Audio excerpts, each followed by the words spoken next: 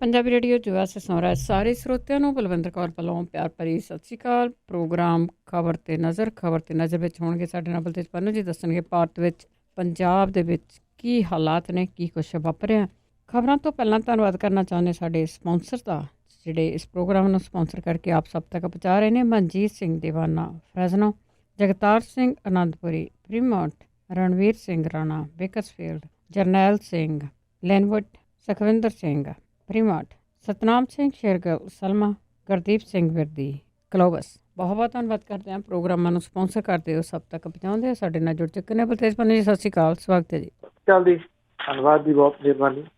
ਤੇ ਗੱਲ ਕਰਦੇ ਹਾਂ ਜੀ ਜੰਮੂ ਕਸ਼ਮੀਰ ਦੀ। ਉੱਥੋਂ ਦੇ ਇੱਕ ਆਗੂ ਤਰੀਗਾਮੀ ਨੇ ਆਣ ਕੇ ਦੱਸਿਆ, ਅਸਲੀਅਤ ਦੱਸੀ ਆ ਕਿ ਉੱਥੇ ਤਾਂ ਲੋਕਾਂ ਦਾ ਬਹੁਤ ਬੁਰਾ ਹਾਲ ਹੈ ਵੀ ਇਹ ਜਿਹੜੇ ਜੰਮੂ ਕਸ਼ਮੀਰ ਦੇ CPM ਦੇ ਆਗੂ ਨੇ ਮੁਹੰਮਦ ਯੂਸਫ ਤਰੀਗਾਮੀ, ਇਹ ਔਰ ਉਹਨਾਂ ਨੇ ਜਿਨ੍ਹਾਂ ਦਾ ਪਤਾ ਲੈਣ ਦੇ ਵਾਸਤੇ ਸੀਤਾਰਾਮ ਯੇਚੁਰੀ ਹੋਰੀ ਸੁਪਰੀਮ ਕੋਰਟ ਦੇ ਹੁਕਮਾਂ ਦੇ ਉੱਤੇ ਗਏ ਸੀਗੇ, ਔਰ ਸੁਪਰੀਮ ਕੋਰਟ ਨੇ ਜਿਹੜੇ ਸੀ ਉਹ ਯੂਸਫ ਤਰੀਗਾਮੀ ਦੇ ਇਲਾਜ ਦੇ ਵਾਸਤੇ ਉਹਨਾਂ ਨੂੰ ਦਿੱਲੀ ਲਿਆਉਣ ਦੇ ਹੁਕਮ ਜਿਹੜੇ ਜੀ ਉਹ ਦਿੱਤੇ ਸੀਗੇ। ਔਰ ਕਸ਼ਮੀਰ ਦੇ ਵਿੱਚ ਭਾਰਤੀ ਕਮਿਊਨਿਸਟ ਪਾਰਟੀ ਦੇ ਆਗੂ ਮੁਹੰਮਦ ਯੂਸਫ ਤਰੀਗਾਮੀ ਨੇ ਇਹ ਕਿਹਾ ਕਿ ਕਸ਼ਮੀਰ ਦੇ ਵਿੱਚ 40 ਦਿਨ ਪਾਬੰਦੀਆਂ ਲਾਗੂ ਕੀਤਿਆਂ ਨੂੰ ਹੋ ਗਿਆ ਤੇ ਸਰਕਾਰ ਦਾਅਵੇ ਕਰ ਰਹੀ ਹੈ ਕਿ ਸਥਿਤੀ ਆਮ ਵਰਗੀ ਹੈ।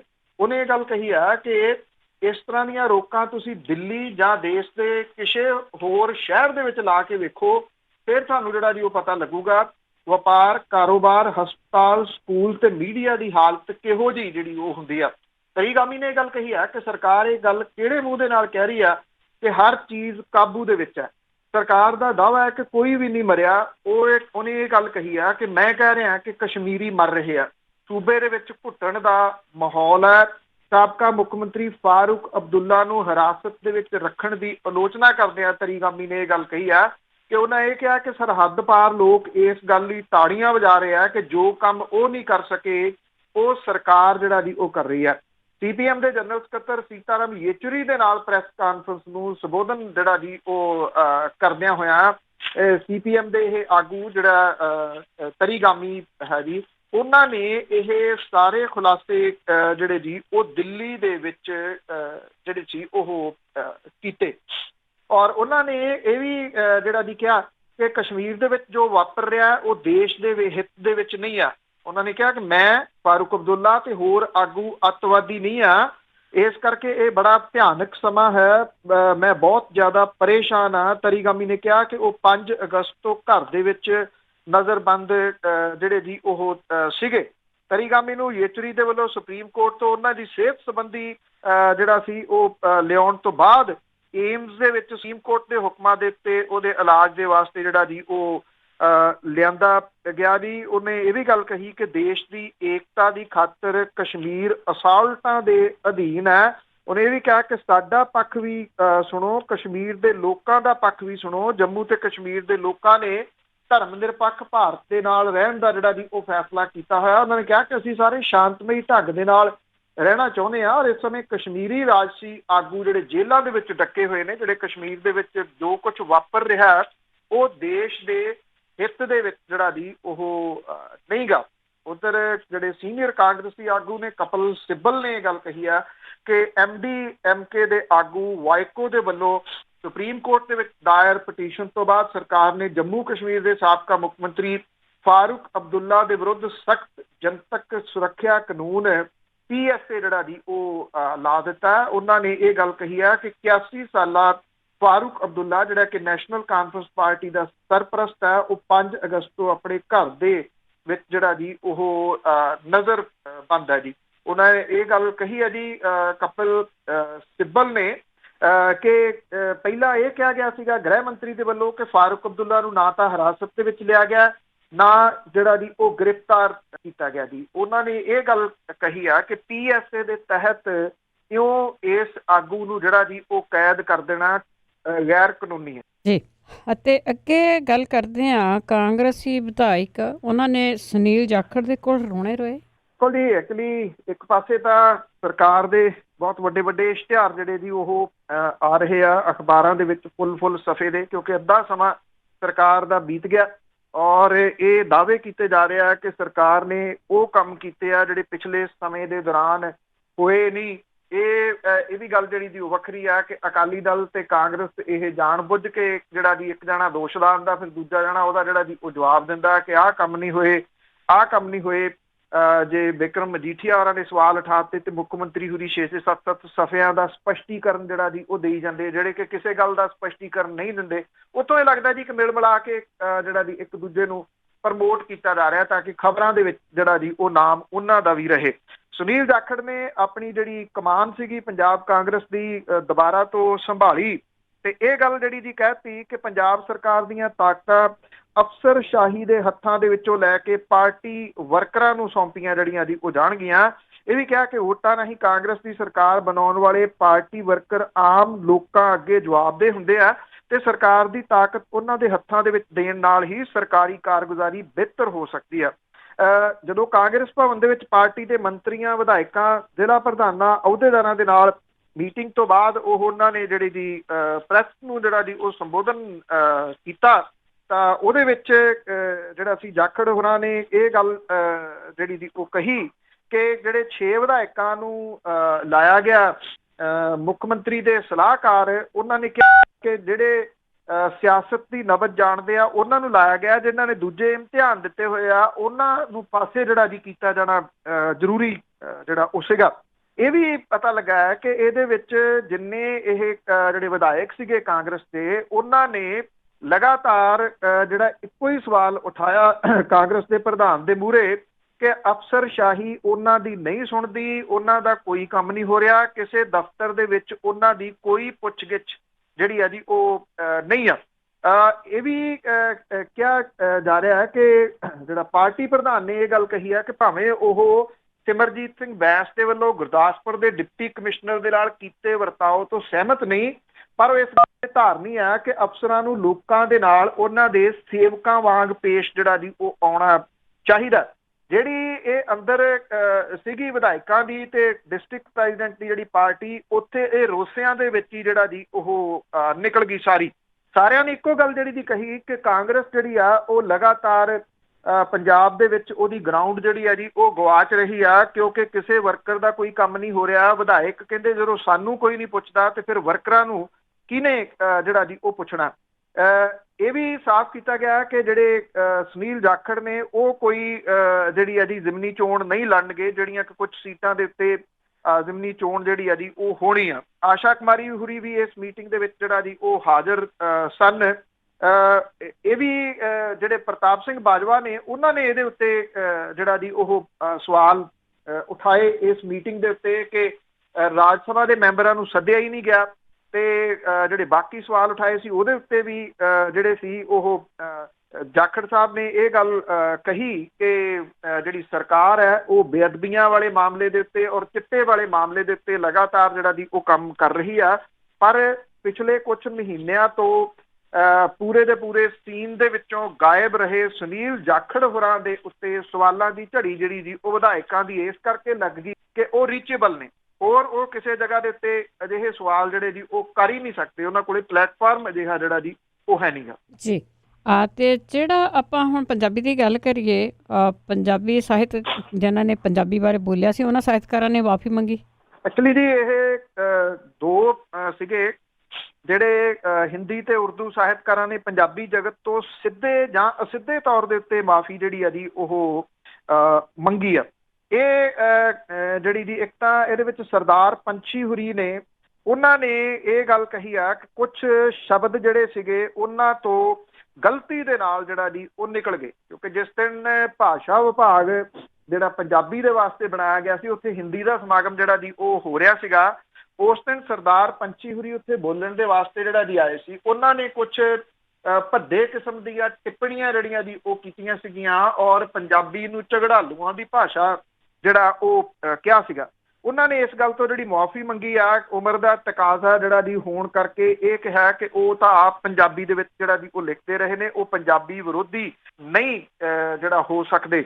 ਦੂਜੇ ਪਾਸੇ ਜਿਹੜਾ ਹੁਕਮ ਚੰਦ ਸੀਗਾ, ਜਿਹੜਾ ਹੁਕਮ ਚੰਦ ਰਾਜਪਾਲ ਹੈ, ਉਹਨੇ ਵੀ ਜਿਹੜਾ ਜੀ ਉਹ ਸਪਸ਼ਟੀਕਰਨ ਦਿੱਤਾ ਤੇ ਇਹ ਕਿਹਾ ਕਿ ਹਿੰਦੀ ਦਿਵਸ ਸਮਾਗਮ ਦੇ ਦੌਰਾਨ ਉਹਨਾਂ ਦੀ ਪ੍ਰਧਾਨਗੀ ਹੇਠ ਜਿਹੜੀ ਕੀਤੀ ਗਈ ਇਹ ਉਦੋਂ ਜਿਹੜੀ ਮੀਟਿੰਗ ਸੀਗੀ ਉਹਦੇ 'ਚ ਕਿਸੇ ਵੀ ਟਿੱਪਣੀ ਦੇ ਨਾਲ ਜੇ ਕਿਸੇ ਦੇ ਮਨ ਨੂੰ ਠੇਸ ਪਹੁੰਚੀ ਹੈ ਤਾਂ ਉਹ ਤਹਿ ਦਿਲੋਂ ਇਹਦੀ ਮੁਆਫੀ ਮੰਗਦੇ ਆ। ਜੇ ਕਿਸੇ ਦੇ ਮਨ ਨੂੰ ਠੇਸ ਪਹੁੰਚੀ ਹੈ, ਉਹਨਾਂ ਨੇ ਇਹ ਉਹਦੇ ਵਿੱਚ ਜਿਹੜਾ ਜੀ ਲਿਖਿਆ, ਇਹ ਵੀ ਉਹਨਾਂ ਨੇ ਲਿਖਿਆ ਕਿ ਮੇਰੇ ਵਰਗੇ ਅਕਾਦਮਸ਼ੀਨਾਂ ਨੂੰ ਭਾਸ਼ਾ ਦੀ ਸਿਆਸਤ ਦੇ ਵਿੱਚ ਘੜੀਸਣ ਤੋਂ ਗੁਰੇਜ਼ ਕਰਨਾ ਜਿਹੜਾ ਜੀ ਉਹ ਚਾਹੀਦਾ ਹੈ। ਉਹਨੇ ਸਪਸ਼ਟ ਕੀਤਾ ਕਿ ਉਹ ਸੁਪਨੇ ਦੇ ਵਿੱਚ ਵੀ ਪੰਜਾਬੀ ਬੋਲੀ ਦੇ ਵਿਰੁੱਧ ਨਹੀਂ ਸੋਚ ਸਕਦੇ ਤੇ ਵਡੇਰੀ ਉਮਰ ਦੇ ਦੌਰਾਨ ਪੰਜਾਬੀ ਦੀ ਸੇਵਾ ਦੇ ਵਿੱਚ ਲੱਗੇ ਹੋਏ ਨੇ। ਉਧਰ ਜਿਹੜਾ ਸੀਗਾ ਜੀ, ਔਰ ਇਹ ਉਹੀ ਨੇ ਜਿਹੜੇ ਹੁਕਮ ਚੰਦ ਹੁਰੀ ਜਿਨ੍ਹਾਂ ਨੇ ਇਹ ਗੱਲ ਕਹੀ ਸੀ ਕਿ ਬਹੁਤਾ ਸਮਾਂ ਨਹੀਂ, 2 ਸਾਲ ਦਿਓ, ਫਿਰ ਅਸੀਂ ਤੁਹਾਨੂੰ ਦੱਸਾਂਗੇ ਕਿ ਜਿਹੜੀ ਹਿੰਦੀ ਭਾਸ਼ਾ ਉਹ ਕੀ ਆ।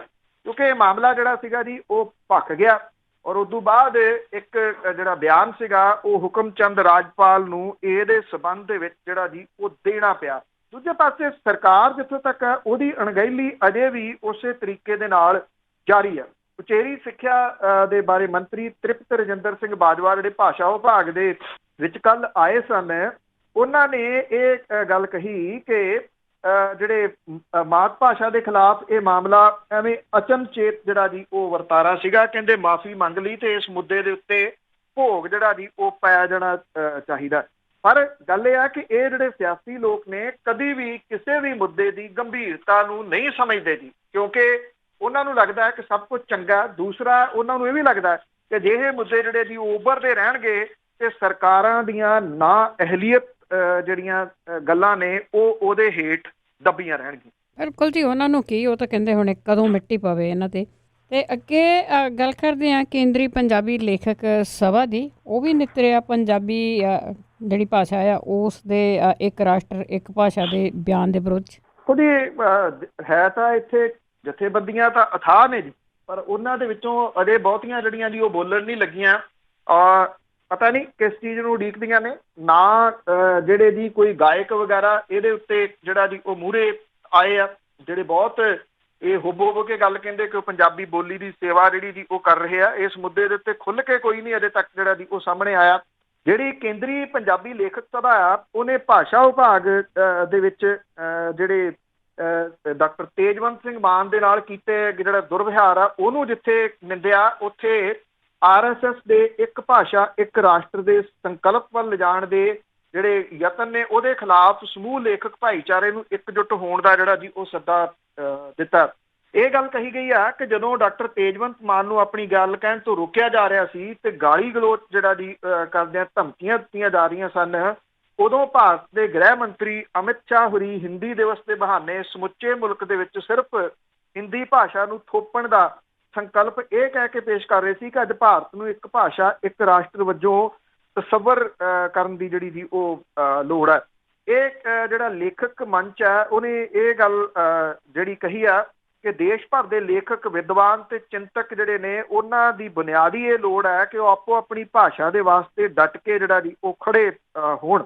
ਉਧਰ ਜਿਹੜੇ ਸਟੂਡੈਂਟ ਨੇ ਜੀ ਵੱਖ-ਵੱਖ ਥਾਵਾਂ ਦੇ ਉੱਤੇ ਜਿਹੜੀਆਂ ਯੂਨੀਵਰਸਿਟੀ ਤੇ ਕਾਲਜਸ ਦੇ ਵਿੱਚ ਇੱਕੋ ਸਮੇਂ ਦੇ ਉੱਤੇ ਵਿਦਿਆਰਥੀਆਂ ਨੇ ਇੱਕ ਰਾਸ਼ਟਰ ਇੱਕ ਭਾਸ਼ਾ ਦਾ ਜਿਹੜਾ ਜੀ ਵਿਰੋਧ ਕਰਦਿਆਂ ਹੋਇਆਂ ਪੰਜਾਬੀ ਬੋਲੀ ਦੇ ਵਾਸਤੇ ਆਪਣੀ ਕਮਿਟਮੈਂਟ ਜਿਹੜੀ ਸੀ ਉਹ ਦਰਸਾਈ।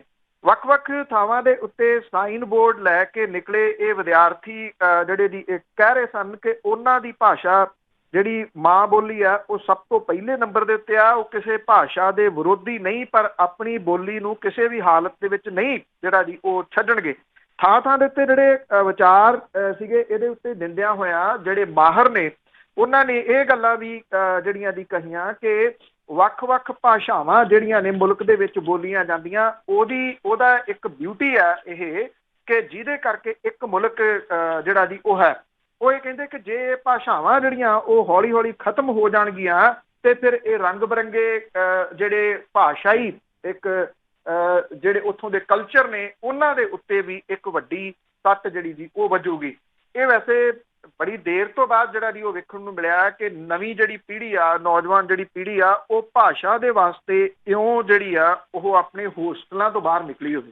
ਚਾਹੀਦਾ ਵੀ ਆ ਜੀ, ਇਹੀ ਜਾਗਣਗੇ ਤਾਂ ਗੱਲ ਬਣੂਗੀ। ਤੇ ਅੱਗੇ RSS ਦੀ ਗੱਲ ਵੀ ਕਰੀਏ ਤਾਂ ਪੰਜਾਬ ਦੇ ਵਿੱਚ ਫੇਰ ਬਦਲ ਦੀਆਂ ਤਿਆਰੀਆਂ।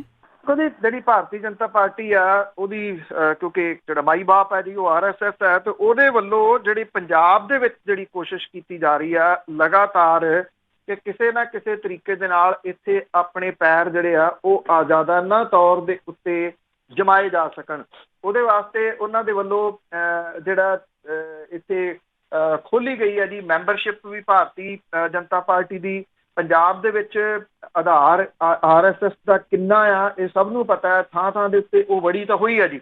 ਔਰ ਇਸ ਆਧਾਰ ਨੂੰ ਹੋਰ ਵਧਾਉਣ ਦੇ ਵਾਸਤੇ RSS ਵੱਡੇ ਫੇਰ ਬਦਲ ਦੀ ਤਿਆਰੀ ਦੇ ਵਿੱਚ ਹੈ। ਭਾਜਪਾ ਤੇ RSS ਦੇ ਵਿੱਚ ਤਾਲਮੇਲ ਰੱਖਣ ਵਾਲਾ ਆਗੂ ਜਿਹੜਾ ਜੀ ਉਹ ਭਾਜਪਾ ਦੇ ਸੂਬਾ ਪ੍ਰਧਾਨ ਤੋਂ ਵੀ ਤਾਕਤਵਰ ਜਿਹੜਾ ਜੀ ਉਹ ਮੰਨਿਆ ਜਾਂਦਾ ਹੈ। ਸੰਘ ਤੇ ਭਾਜਪਾ ਤਾਲਮੇਲ ਬਿਠਾਉਣ ਵਾਲੇ ਆਗੂ ਦਾ ਅਹੁਦਾ ਪ੍ਰਦੇਸ਼ ਸੰਗਠਨ ਮਹਾਮੰਤਰੀ ਦਾ ਹੁੰਦਾ ਔਰ ਇਹਦੇ ਤੇ ਬੈਠਣ ਵਾਲਾ ਆਗੂ ਸੰਘ ਦੇ ਵਿੱਚੋਂ ਆਉਂਦਾ। ਇਸ ਵੇਲੇ ਦਿਨੇਸ਼ ਕੁਮਾਰ ਇਹਦੇ ਉੱਤੇ ਹੈਗੇ ਨੇ। RSS ਇਸ ਅਹਿਮ ਅਹੁਦੇ ਦੇ ਉੱਤੇ ਕਿਸੇ ਅਜਿਹੇ ਆਗੂ ਨੂੰ ਲਿਆਉਣ ਦੀ ਰਣਨੀਤੀ ਘੜ ਰਹੀ ਹੈ ਜਿਹਦਾ ਸਿੱਖ ਭਾਈਚਾਰੇ ਤੇ ਦਲਿਤਾਂ ਦੇ ਵਿੱਚ ਮਜ਼ਬੂਤ ਆਧਾਰ ਜਿਹੜਾ ਹੋਵੇ। ਇਹ ਕਿਹਾ ਜਾ ਰਿਹਾ ਕਿ ਇਸ ਅਹੁਦੇ ਦੇ ਵਾਸਤੇ ਜਸਵੀਰ ਸਿੰਘ ਤੇ ਰਾਮ ਗੋਪਾਲ ਦੇ ਨਾਮ ਸਾਹਮਣੇ ਜਿਹੜਾ ਜੀ ਉਹ ਵਿਚਾਰ ਅਧੀਨ ਨੇ। ਜਲੰਧਰ ਡਿਸਟ੍ਰਿਕਟ ਦੇ ਰਹਿਣ ਵਾਲੇ ਜਸਵੀਰ ਸਿੰਘ ਦਲਿਤ ਭਾਈਚਾਰੇ ਦੇ ਨਾਲ ਸੰਬੰਧ ਰੱਖਦੇ ਨੇ।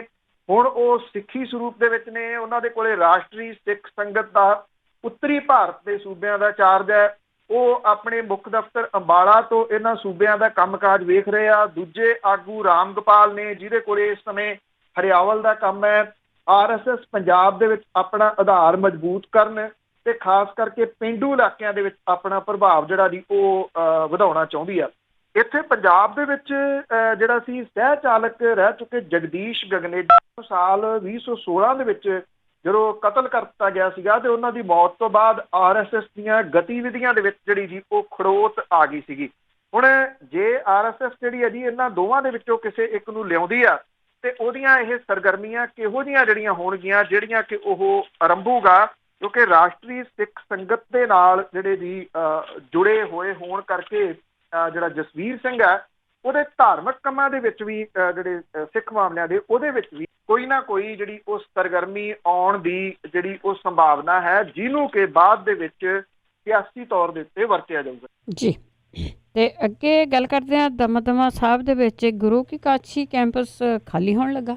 ਐਕਚੁਅਲੀ ਇਹ ਇੱਕ ਗੁਰੂ ਕਾਸ਼ੀ ਦਾ ਨਹੀਂ ਹੈ ਜੀ, ਕੈਂਪਸ ਤਾਂ ਸਾਰੇ ਖਾਲੀ ਜਿਹੜੇ ਆ ਜੀ ਉਹ ਹੋਣ ਲੱਗੇ ਆ ਕਿਉਂਕਿ ਦਿਓਕਦ ਯੂਨੀਵਰਸਿਟੀਜ਼ ਜਿਹੜੀਆਂ ਇੱਥੇ ਬਣੀਆਂ ਨੇ ਉਹਨਾਂ ਦੇ ਵਿੱਚ ਆਉਂਦੇ ਸਾਲਾਂ ਦੇ ਦੌਰਾਨ ਕਬੂਤਰ ਬੋਲਣੇ ਆ ਜੀ। ਅਗਲੇ 5-4 ਸਾਲਾਂ ਦੇ ਵਿੱਚ ਜਿਹੋ ਜਿਹੇ ਹਾਲਾਤ ਜਿਹੜੇ ਆ ਉਹ ਪੰਜਾਬ ਦੇ ਬਣ ਗਏ ਆ ਜੀ, ਜਿਸ ਤਰੀਕੇ ਦੇ ਨਾਲ ਜਿੱਡੀ ਵੱਡੀ ਗਿਣਤੀ ਦੇ ਵਿੱਚ ਜਿਹੜੀ ਨਵੀਂ ਜਨਰੇਸ਼ਨ ਆ ਉਹ ਇੱਥੋਂ ਨਿਕਲ ਗਈ ਆ ਜਾਂ ਨਿਕਲਣ ਦੇ ਵਾਸਤੇ ਤਿਆਰ ਹੈ। ਦਮਦਮਾ ਸਾਹਿਬ ਦੀ ਗੁਰੂ ਕਾਸ਼ੀ ਕੈਂਪਸ ਖਾਲੀ ਖੜਕਣ ਲੱਗ ਪਿਆ ਜੀ। ਪੰਜਾਬੀ ਯੂਨੀਵਰਸਿਟੀ ਦੇ ਗੁਰੂ ਕਾਸ਼ੀ ਕੈਂਪਸ ਦੇ ਵਿੱਚ ਪ੍ਰੋਫੈਸਰਾਂ ਦੀ ਕੋਈ ਕਮੀ ਨਹੀਂ ਹੈ। ਨਵੇਂ ਦਾਖਲੇ ਭੁੰਜੇ ਜਾ ਡਿੱਗੇ ਆ। 4 ਸਾਲਾਂ ਤੋਂ ਇਸ ਕੈਂਪਸ ਦੇ ਵਿੱਚ ਸਟੂਡੈਂਟ ਘਟਣੇ ਸ਼ੁਰੂ ਹੋਏ ਪਰ ਪੰਜਾਬੀ ਯੂਨੀਵਰਸਿਟੀ ਦੇ ਕੰਨਾਂ ਦੇ ਉੱਤੇ ਜੂੰ ਨਹੀਂ ਸਰਕੀ। ਕੋਈ ਵੇਲਾ ਸੀ ਜਦੋਂ ਗੁਰੂ ਕਾਸ਼ੀ ਕੈਂਪਸ ਦੇ ਵਿੱਚ ਸਟੂਡੈਂਟ ਦਾਖਲੇ ਲਈ ਤਰਸਦੇ ਹੁੰਦੇ ਸੀਗੇ। ਅੱਜ ਉਲਟ ਫੇਰ ਹੋਇਆ, ਕੈਂਪਸ ਖੁਦ ਸਟੂਡੈਂਟਾਂ ਦਾ ਜਿਹੜਾ ਜੀ ਉਹ ਰਾਹ ਤੱਕ ਰਿਹਾ। ਗੁਰੂ ਕਾਸ਼ੀ ਕੈਂਪਸ ਦੇ ਹੋਸਟਲ ਸਟੂਡੈਂਟ ਤੋਂ ਬਿਨਾਂ ਖਾਲੀ ਪਏ ਆ। ਕੈਂਪਸ ਦੇ ਇਸ ਹਾਲ ਦੇ ਵਾਸਤੇ ਅਜੇ ਵੀ ਕੋਈ ਫਿਕਰਮੰਦ ਜਿਹੜਾ ਜੀ ਉਹ ਨਹੀਂ ਆ। ਗੁਰੂ ਕਾਸ਼ੀ ਕੈਂਪਸ ਦੇ ਮੈਨੇਜਮੈਂਟ ਕਾਲਜ ਦੇ ਵਿੱਚ 4 ਕੋਰਸਾਂ ਦੇ ਵਿੱਚ 210 ਸੀਟਾਂ ਪ੍ਰਵਾਨਿਤ ਨੇ, ਜਿਨ੍ਹਾਂ ਦੇ ਵਿੱਚੋਂ ਐਤਕੀ ਸਿਰਫ 23 ਸੀਟਾਂ ਭਰੀਆਂ ਨੇ। 210 ਦੇ ਵਿੱਚੋਂ ਸਿਰਫ 23 ਬਾਕੀ ਖਾਲੀ ਪਈਆਂ ਨੇ। MBA ਦੀਆਂ 120 ਸੀਟਾਂ ਦੇ ਵਿੱਚੋਂ ਸਿਰਫ 6 ਭਰੀਆਂ ਨੇ। BBA ਦੀਆਂ 30 ਦੇ ਵਿੱਚੋਂ 5 ਸੀਟਾਂ ਭਰੀਆਂ ਨੇ। BCom ਦੇ ਵਿੱਚ ਸੀਟਾਂ ਨੇ, ਵਿਦਿਆਰਥੀ ਸਿਰਫ 7 ਆਏ ਨੇ। MCom ਦੀਆਂ 30 ਸੀਟਾਂ ਨੇ, ਸਿਰਫ 5 ਭਰੀਆਂ ਨੇ। ਨਵੇਂ ਦਾਖਲੇ ਪਿਛਲੇ ਵਰੇ ਨਾਲੋਂ ਘਟ ਗਏ ਨੇ। ਮੈਨੇਜਮੈਂਟ ਕਾਲਜ ਦੇ ਵਿੱਚ ਫੈਕਲਟੀ ਦੀ ਕੋਈ ਕਮੀ ਨਹੀਂ ਹੈ। ਮੈਨੇਜਮੈਂਟ ਕਾਲਜ ਦੇ ਵਿੱਚ ਕੁੱਲ 14 ਪ੍ਰੋਫੈਸਰ ਨੇ ਜਿਨ੍ਹਾਂ ਦੀ ਸਾਲਾਨਾ ਤਨਖਾਹ ਜਿਹੜੀ ਜੀ 88 ਲੱਖ ਰੁਪਈਆ। ਔਰ ਮੈਨੇਜਮੈਂਟ ਦੇ ਮੁਖੀ ਜਿਹੜੇ ਜੀ ਉਹ ਕਹਿੰਦੇ ਆ ਕਿ ਫੈਕਲਟੀ ਦੀ ਕੋਈ ਘਾਟ ਨਹੀਂ ਪਰ ਨਵੇਂ ਦਾਖਲੇ ਘਟ ਗਏ ਆ। ਮੰਨਦੇ ਆ ਉਹ ਕਿ ਆਇਲਟ ਦਾ ਸਭ ਤੋਂ ਵੱਡਾ ਅਸਰ ਕੈਂਪਸ ਦੇ ਉੱਤੇ ਪਿਆ। ਦੂਜਾ, ਗ੍ਰੈਜੂਏਟ ਕਾਲਜਾਂ ਦੇ ਵਿੱਚ ਪੋਸਟ ਗ੍ਰੈਜੂਏਟ ਕੋਰਸ ਸ਼ੁਰੂ ਹੋਣ ਕਰਕੇ ਨਵੇਂ ਦਾਖਲੇ ਪ੍ਰਭਾਵਿਤ ਹੋਏ ਆ। ਹੋਸਟਲ ਦੀਆਂ 3 ਮੰਜ਼ਿਲਾਂ ਖਾਲੀ ਪਈਆਂ ਨੇ। ਕਦੀ ਵਿਦਿਆਰਥੀ ਹੋਸਟਲ ਦੇ ਵਿੱਚ ਰਹਿਣ ਦੇ ਵਾਸਤੇ ਉੱਥੇ ਜਗ੍ਹਾ ਲੈਣ ਲਈ ਵੱਡੀਆਂ ਸਿਫਾਰਸ਼ਾਂ ਜਿਹੜੀਆਂ ਜੀ ਉਹ ਲਿਆਉਂਦੇ ਹੁੰਦੇ ਸੀ। ਗੁਰੂ ਕਾਸ਼ੀ ਕੈਂਪਸ ਤੇ ਯਾਦਵਿੰਦਰਾ ਕਾਲਜ ਦਾ ਹਾਲ ਵੱਖਰਾ ਨਹੀਂ ਹੈ ਜੀ। ਯਾਦਵਿੰਦਰਾ ਕਾਲਜ ਦੇ ਵਿੱਚ ਹਰ ਤਰ੍ਹਾਂ ਦੇ ਕੋਰਸਾਂ ਸਣੇ +1 ਦੀਆਂ 700 ਸੀਟਾਂ ਨੇ ਔਰ ਇਹਦੇ ਵਿੱਚੋਂ ਸਿਰਫ 136 ਸੀਟਾਂ ਭਰੀਆਂ ਨੇ, ਜਿਹੜੀਆਂ ਕਿ ਸਿਰਫ ਕੋਈ 20% ਜਿਹੜੀਆਂ ਉਹ ਬਣਦੀਆਂ ਨੇ। ਇਹ ਹਾਲਾਤ ਗੁਰੂ ਕਾਸ਼ੀ ਦੇ ਜਿਹੜੇ ਦੀ ਉਹ ਬਣੇ ਹੋਏ ਆ ਯੂਨੀਵਰਸਿਟੀ ਦੇ। ਇਹ ਵੀ ਜਿਹੜਾ ਦੀ ਇਹ ਕਿਹਾ ਜਾ ਰਿਹਾ ਹੈ ਕਿ ਪ੍ਰਾਈਵੇਟ ਜਿਹੜੇ ਨੇ ਦੀ ਉਹ ਕੁਛ ਨਾ ਕੁਛ ਜੋੜ ਤੋੜ ਜਗਾੜ ਲਾ ਕੇ ਸਟੂਡੈਂਟ ਅਜੇ ਵੀ ਜਿਹੜੇ ਦੀ ਉਹ ਪੂਰੇ ਕਰੀ ਜਾ ਰਹੇ ਨੇ, ਪਰ ਇੱਥੇ ਜੋ ਹਾਲਾਤ ਬਣਦੇ ਨਜ਼ਰ ਆ ਰਹੇ ਆ, ਇਹ ਕਿਹਾ ਜਾ ਸਕਦਾ ਜੀ ਕਿ ਇੱਕ ਵੱਡੀ ਸੱਟ ਜਿਹੜੀ ਹੈ ਜੀ ਉਹ ਵੱਜੂਗੀ। ਇਹਦੇ ਨਾਲ ਹੋਊਗਾ ਕੀ ਜੀ, ਕਿਉਂਕਿ ਇਹ ਅੱਗੇ ਜੁੜੇ ਹੋਏ ਨੇ ਜੀ ਪੰਜਾਬੀ ਯੂਨੀਵਰਸਿਟੀ ਪਟਿਆਲਾ ਦੇ ਨਾਲ, ਤੇ ਇਹ ਜਿਹੜੀਆਂ ਯੂਨੀਵਰਸਿਟੀਜ਼ ਨੇ 3, ਉਹਨਾਂ ਦੇ ਉੱਤੇ ਵੱਡੀਆਂ ਜਿਹੜੀਆਂ ਜੀ ਉਹ ਨਿਗਾਹਾਂ ਨੇ ਕਿ ਇਹਨਾਂ ਨੂੰ ਕਦੋਂ ਨਿਗਲਿਆ ਜਾਂਦਾ, ਚਾਹੇ ਉਹ ਪੰਜਾਬੀ ਯੂਨੀਵਰਸਿਟੀ ਪਟਿਆਲਾ, ਚਾਹੇ ਉਹ ਪੰਜਾਬ ਯੂਨੀਵਰਸਿਟੀ ਚੰਡੀਗੜ੍ਹ ਹੈ, ਤੇ ਚਾਹੇ ਉਹ ਗੁਰੂ ਨਾਨਕ ਦੇਵ ਯੂਨੀਵਰਸਿਟੀ ਅੰਮ੍ਰਿਤਸਰ ਜਿਹੜੀ ਜੀ ਉਹ ਹੈ। ਇਹ ਅਸਰ ਉਸ ਸੰਦਰਭ ਦੇ ਵਿੱਚ ਜਿਹੜਾ ਜੀ ਉਹ ਵੇਖਿਆ ਜਾਣਾ ਚਾਹੀਦਾ ਜੀ। ਬਿਲਕੁਲ। ਤੇ ਅੱਗੇ ਗੱਲ ਕਰਦੇ ਹਾਂ ਸੰਗਰੂਰ ਦੀ ਅਦਾਲਤ ਦੀ, ਜਿੱਥੇ ਜੱਸੀ ਕਤਲकांड ਚੱਲ ਰਿਹਾ ਸੀ, ਉਸਦੇ ਮਾਂ ਤੇ ਮਾਮੇ ਦੇ ਖਿਲਾਫ ਦੋਸ਼। ਜੀ ਇਹ 19 ਸਾਲਾਂ ਤੋਂ ਬਾਅਦ ਜਿਹੜਾ ਜੀ ਹੋਇਆ, 19 ਸਾਲ ਪਹਿਲਾਂ ਅਣਖ ਖਾਤਰ ਜਸਵਿੰਦਰ ਕੌਰ ਉਰਫ ਜੱਸੀ ਜਿਹੜੀ ਸੀ ਕੈਨੇਡਾ ਤੋਂ ਆਈ ਹੋਈ, ਉਹਦੇ ਕਤਲ ਦੇ ਕੇਸ ਦੇ ਵਿੱਚ ਜਿਹੜੇ ਐਡੀਸ਼ਨਲ ਸੈਸ਼ਨ ਜੱਜ ਆ ਉਹਨਾਂ ਦੀ ਅਦਾਲਤ ਨੇ ਜੱਸੀ ਦੀ ਮਾਂ ਮਲਕੀਤ ਕੌਰ ਸਿੱਧੂ ਤੇ ਮਾਮੇ ਸੁਰਜੀਤ ਸਿੰਘ ਵਿਦੇਸ਼ਾ ਦੇ ਖਿਲਾਫ ਦੋਸ਼ ਜਿਹੜੇ ਜੀ ਉਹ ਆਇਦ ਕੀਤੇ ਆ, ਚਾਰਜ ਫਰੇਮ ਹੋਏ ਆ। ਅਗਲੀ ਜਿਹੜੀ ਸੁਣਵਾਈ ਹੈ ਜੀ ਉਹ 5 ਅਕਤੂਬਰ ਹੈ। ਕੈਨੇਡਾ ਦੀ ਜੰਪਲ ਜਸਵਿੰਦਰ ਕੌਰ ਉਰਫ ਜੱਸੀ ਸਿੱਧੂ ਨੇ 1999 ਦੇ ਵਿੱਚ ਪਰਿਵਾਰ ਨੂੰ ਬਿਨਾਂ ਦੱਸੇ ਸੁਖਵਿੰਦਰ ਸਿੰਘ ਉਰਫ ਮਿੱਠੂ ਦੇ ਨਾਲ ਜਿਹੜਾ ਜੀ ਉਹ ਵਿਆਹ ਕਰਵਾ ਲਿਆ ਸੀਗਾ, ਜਿਹੜਾ ਕਿ 3 ਵੀਲਰ ਇੱਥੇ ਚਲਾਉਂਦਾ ਸੀਗਾ। ਇਸ ਤੋਂ ਬਾਅਦ ਜੱਸੀ ਸਿੱਧੂ ਕੈਨੇਡਾ ਤੋਂ ਭਾਰਤ ਆਪਣੇ ਇਸ ਮਿੱਠੂ ਨੂੰ ਜਿਹੜਾ ਜੀ ਉਹ ਮਿਲਣ ਆਈ। ਜੂਨ 2000 ਦੇ ਵਿੱਚ ਦੋਵਾਂ ਦੇ ਉੱਤੇ ਹਮਲਾ ਹੋਇਆ। ਜਦੋਂ ਉਹ ਸਕੂਟਰ ਦੇ ਉੱਤੇ ਜਾ ਰਹੇ ਸੀ, ਮਿੱਠੂ ਦੀ ਕੁੱਟਮਾਰ ਕਰਕੇ ਸੁੱਟ ਦਿੱਤਾ ਗਿਆ, ਜੱਸੀ ਨੂੰ ਅਗਵਾ ਕਰਕੇ ਕਤਲ ਕਰ ਦਿੱਤਾ ਗਿਆ।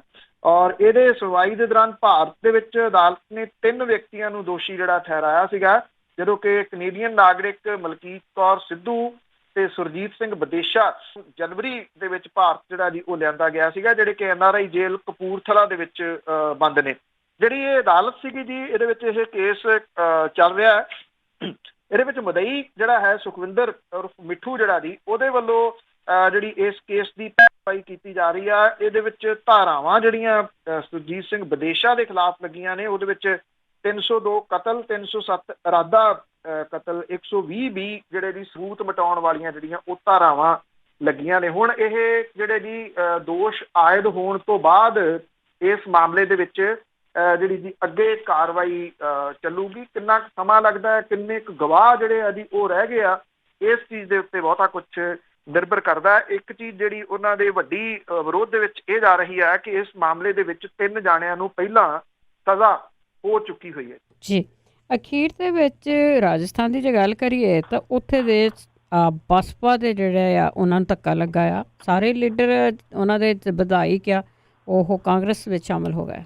ਕੋਈ ਜਦੋਂ ਇਹ ਲੋਕ ਸਭਾ ਦੀਆਂ ਚੋਣਾਂ ਹੋ ਕੇ ਹਟੀਆਂ ਤੇ ਇੱਕ ਚਰਚਾ ਵਾਹਵਾ ਜਿਹੜਾ ਜੀ ਉਹ ਭਖਿਆ ਰਿਹਾ, ਅੱਜ ਵੀ ਚੱਲਦਾ ਹੈ ਕਿ ਜਿਹੜੀਆਂ ਖੇਤਰੀ ਪਾਰਟੀਆਂ ਨੇ ਉਹਨਾਂ ਦਾ ਕੀ ਬਣਨਾ ਆਉਂਦੇ ਜਿਹੜਾ ਜੀ ਉਹ ਸਮੇਂ ਦੇ ਦੌਰਾਨ। ਇਹ ਕਿਹਾ ਜਾ ਰਿਹਾ ਕਿ ਖੇਤਰੀ ਪਾਰਟੀਆਂ ਬਹੁਤੀਆਂ ਜਿਹੜੀਆਂ ਨਿਗਲੀਆਂ ਗਈਆਂ, ਬਾਕੀ ਰਹਿੰਦੀਆਂ ਖੁੰਦੀਆਂ ਆਉਂਦੇ ਸਮੇਂ ਦੇ ਦੌਰਾਨ ਜਿਹੜੇ ਆ ਜੀ ਉਹ ਆਪਣੇ ਭਾਰ ਦੇ ਨਾਲ ਡਿੱਗ ਪੈਣਗੀਆਂ। ਬਹੁਜਨ ਸਮਾਜ ਪਾਰਟੀ ਜਦੋਂ ਸ਼ੁਰੂ ਹੋਈ ਸੀ ਤਾਂ ਇਹਦੇ ਜਿਹੜੇ ਫਾਊਂਡਰ ਸਨ ਬਾਬੂ ਕਾਸ਼ੀ ਰਾਮ ਹੁਰੀ ਹੁਸ਼ਿਆਰਪੁਰ ਜ਼ਿਲ੍ਹੇ ਤੋਂ ਸਨ। ਬੜੀ ਮਿਹਨਤ ਦੇ ਨਾਲ ਉਹਨਾਂ ਨੇ ਇਹ ਪਾਰਟੀ ਖੜੀ ਕੀਤੀ। ਇੱਕ ਸਮਾਂ ਉਹ ਸੀਗਾ ਜਦੋਂ ਬਹੁਜਨ ਸਮਾਜ ਪਾਰਟੀ ਨੂੰ ਦੂਜੀਆਂ ਵੱਡੀਆਂ ਪਾਰਟੀਆਂ ਦੇ ਬਦਲਦੇ ਰੂਪ ਦੇ ਵਿੱਚ ਮੁਲਕ ਦੀ ਸਿਆਸਤ ਦੇ ਉੱਤੇ ਵੇਖਿਆ ਜਾ ਰਿਹਾ ਸੀ। ਫਿਰ ਜਿਹੜੇ ਸੀ ਜੀ ਮਾਇਆਵਤੀ ਹੁਰੀ ਇਹਦੇ ਉੱਤੇ ਕਾਬਜ਼ ਹੋਏ, ਉਹਨਾਂ ਨੇ ਬਾਬੂ ਕਾਸ਼ੀ ਰਾਮ ਹੁਰਾ ਉੱਤੇ ਹੀ ਕਬਜ਼ਾ ਜਿਹੜਾ ਜੀ ਉਹ ਕਰ ਲਿਆ। ਬਾਬੂ ਕਾਸ਼ੀ ਰਾਮ ਹੁਰੀ ਉਹਨਾਂ ਦੀ ਬਿਮਾਰ ਹੋਣ ਕਰਕੇ ਸਰਗਰਮੀਆਂ ਠੱਪ ਹੋ ਕੇ ਰਹਿ ਗਈਆਂ। ਬਹੁਜਨ ਸਮਾਜ ਪਾਰਟੀ ਦੀ ਆਗੂ ਜਿਹੜੀ ਸੀ ਉਹ ਅਮੀਰਾਂ ਦੇ ਵਿੱਚ ਸ਼ਾਮਲ ਹੋ ਗਈ, ਜਿਹਦੇ ਪਾਉਣ ਵਾਲੇ ਸੈਂਡਲਾਂ ਦੀ ਗਿਣਤੀ ਤੇ ਗਹਿਣਿਆਂ ਦਾ ਭਾਰ ਜਿਹੜਾ ਸੀਗਾ ਜੀ ਉਹ ਲਗਾਤਾਰ ਵੱਧਦਾ ਗਿਆ। ਬਹੁਜਨ ਸਮਾਜ ਪਾਰਟੀ ਹੌਲੀ ਹੌਲੀ ਹਾਸ਼ੀਏ ਵੱਲ ਨੂੰ ਜਿਹੜਾ ਜੀ ਉਹ ਤੁਰ ਪਈ। ਪਿਛਲੀਆਂ ਲੋਕ ਸਭਾ ਚੋਣਾਂ ਦੇ ਦੌਰਾਨ ਬਹੁਜਨ ਸਮਾਜ ਪਾਰਟੀ ਦਾ ਕੀ ਹਸ਼ਰ ਹੋਇਆ ਇਹ ਤਾਂ ਜਿਹੜਾ ਜੀ ਉਹ ਦੱਸਣ ਦੀ ਲੋੜ ਨਹੀਂ। ਰਾਜਸਥਾਨ ਦੇ ਵਿੱਚ ਹੁਣ ਬਹੁਜਨ ਸਮਾਜ ਪਾਰਟੀ ਦੇ ਸਾਰੇ 6 ਵਿਧਾਇਕ ਜਿਹੜੇ ਆ ਜੀ ਉਹ ਦਲ ਬਦਲੀ ਕਰਕੇ ਸੱਤਾਧਾਰੀ ਕਾਂਗਰਸ ਦੇ ਵਿੱਚ ਜਿਹੜਾ ਉਹ ਸ਼ਾਮਲ ਹੋ ਗਿਆ। ਇਹ ਮਾਇਆਵਤੀ ਦੇ ਵਾਸਤੇ ਇੱਕ ਤਕੜਾ ਝਟਕਾ ਜਿਹੜਾ ਜੀ ਉਹ ਵੇਖਿਆ ਜਾ ਰਿਹਾ ਔਰ ਮਾਇਆਵਤੀ ਨੇ ਇਹਨੂੰ ਧੋਖਾਦੇਹੀ ਜਿਹੜਾ ਜੀ ਉਹ ਕਰਾਰ ਦਿੱਤਾ।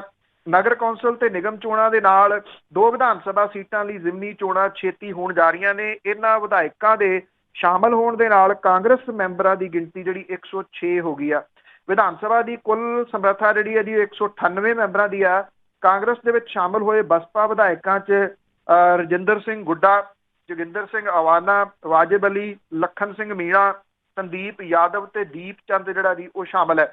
ਵਿਧਾਨ ਸਭਾ ਸਪੀਕਰ ਦੇ ਨਾਲ ਮੁਲਾਕਾਤ ਇਹਨਾਂ ਨੇ ਕਰਕੇ ਤੇ ਚਿੱਠੀ ਸੌਂਪ ਕੇ ਆਪਣੇ ਫੈਸਲੇ ਤੋਂ ਜਾਣੂ ਜਿਹੜਾ ਜੀ ਉਹ ਕਰਵਾਇਆ।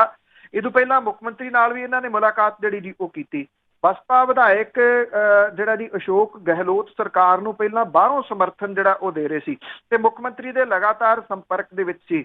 ਵਿਧਾਇਕਾਂ ਨੇ ਕਿਹਾ ਕਿ ਉਹਨਾਂ ਕਾਂਗਰਸ ਦੇ ਵਿੱਚ ਸ਼ਾਮਲ ਹੋਣ ਦਾ ਫੈਸਲਾ ਸਰਕਾਰ ਨੂੰ ਮਜ਼ਬੂਤ ਕਰਨ ਲਈ ਤੇ ਸੂਬੇ ਦੇ ਹਿੱਤ ਦੇ ਵਿੱਚ ਜਿਹੜਾ ਜੀ ਉਹ ਲਿਆ। ਗਹਿਲੋਤ ਇਹ ਤੋਂ ਪਹਿਲਾਂ 2009 ਦੇ ਵਿੱਚ ਆਪਣੀ ਜਿਹੜਾ ਜੀ ਸਿਆਸੀ ਜੋੜ ਤੋੜ ਕਰਕੇ ਸਰਕਾਰ ਨੂੰ ਸਥਿਰ ਰੱਖਣ ਦੇ ਵਿੱਚ ਸਾਰੇ 6 ਬਸਪਾ ਵਿਧਾਇਕਾਂ ਨੂੰ ਕਾਂਗਰਸ ਦੇ ਵਿੱਚ ਜਿਹੜਾ ਜੀ ਉਹ ਸ਼ਾਮਲ ਕਰ ਚੁੱਕੇ ਆ 2009 ਦੇ ਵਿੱਚ ਵੀ। ਤੇ ਇਹ ਦੁਬਾਰਾ ਜਿਹੜਾ ਜੀ ਸਭ ਕੁਝ ਫੇਰ ਉਸੇ ਤਰੀਕੇ ਦੇ ਨਾਲ ਦੁਹਰਾਇਆ ਗਿਆ। ਇਹ ਕਿਹਾ ਜਾ ਰਿਹਾ ਹੈ ਕਿ ਮਾਇਆਵਤੀ ਹੋਰਾਂ ਦੇ ਵੱਲੋਂ ਜਿਸ ਤਰੀਕੇ ਦੇ ਨਾਲ ਪਾਰਟੀ ਨੂੰ ਜਿਹੜਾ ਜੀ ਉਹ ਚਲਾਇਆ ਜਾ ਰਿਹਾ ਉਹ ਹੌਲੀ ਹੌਲੀ ਮੁਲਕ ਦੇ ਜਿਹੜਾ ਰਾਜਸੀ ਦ੍ਰਿਸ਼ ਹੈ ਉਹਦੇ ਉੱਤੋਂ ਸੁੰਗੜਦੀ ਜਾ ਰਹੀ। ਬਿਲਕੁਲ ਜੀ, ਜਦੋਂ ਇੱਕ ਬੰਦਾ ਆਪਣੀ ਮੁੱਠੀ 'ਚ ਰੱਖਦਾ ਤੇ ਇਕੱਲਾ ਹੀ ਰਹਿ ਜਾਂਦਾ। ਬਹੁਤ ਬਹੁਤ ਧੰਨਵਾਦ ਬਲਤੇਜ ਪੰਨੂ ਜੀ। ਮਿਹਰਬਾਨੀ ਜੀ, ਧੰਨਵਾਦ ਜੀ, ਸਤਿ ਸ਼੍ਰੀ ਅਕਾਲ ਜੀ। ਤੇ ਸਰੋਤਿਓ, ਇਹ ਸਨ ਬਲਤੇਜ ਪੰਨੂ ਜੋ ਸਾਡੇ ਨਾਲ ਜੁੜਦੇ ਨੇ, ਕਰਦੇ ਨੇ ਖਬਰਾਂ। ਇਸੇ ਦੇ ਨਾਲ ਸਾਡਾ ਅੱਜ ਦਾ ਬੁਲਟਨ ਇੱਥੇ ਹੀ ਸਮਾਪਤ। ਬਲਵਿੰਦਰ ਕੌਰ ਵੱਲੋਂ ਵੀ ਆਪ ਸਭ ਨੂੰ ਹੀ ਸਤਿ ਸ਼੍ਰੀ ਅਕਾਲ।